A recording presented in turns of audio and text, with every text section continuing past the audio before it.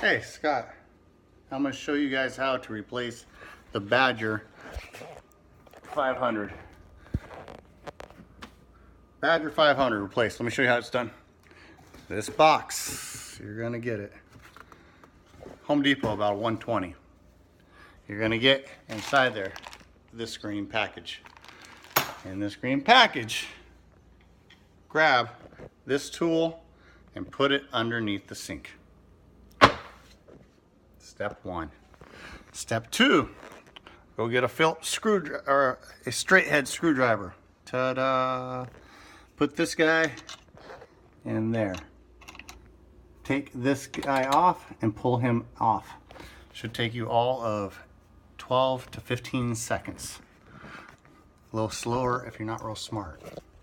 So again, place this off there, but understand in this tube, there is water. Put a bucket underneath here. Again, you'll want a bucket because this is gonna leak out some stuff.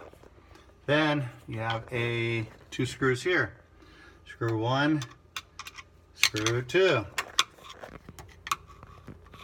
Okay, left side, right side. Take those two guys off. Once you take those two guys off, it's just gonna, again, once you take this off, just pull it out a little bit. Again, just pull it off a little bit and it'll pop right out. Now once you got that popped off, your unit, which mine is sitting right there, your unit will be sitting independent. Remember this lovely tool I told you about beforehand? You're gonna need it. All these dummies try to use hammers, and you may have watched a video where they try to use a hammer. Dum-dum. Use this. You put it in that little hole right there. Right there, you should see it. So you can put it in that hole, and you can use this and then go left, pull it to the left. Understand that device, the whole unit, is going to drop real fast. It's going to fall. It's probably going to hit the bottom unless you got something underneath there. I would advise if you have a small bucket, put the bucket underneath there and flip it upside down. Again, flip your bucket like yay underneath here. So when it falls, ta-da, it falls not very far. So hopefully you guys can see that. There you go.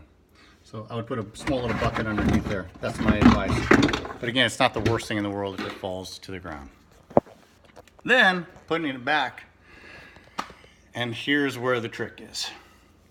Again, I would advise, again, use a bucket or something underneath there.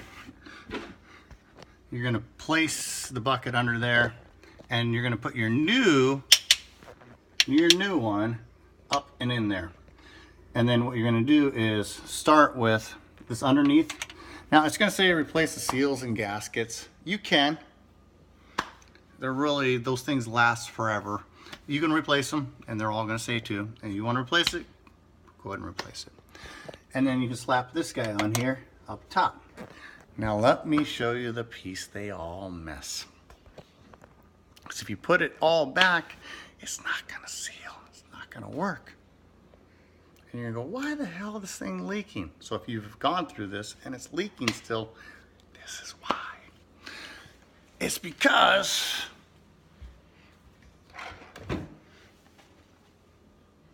that piece right there, see it?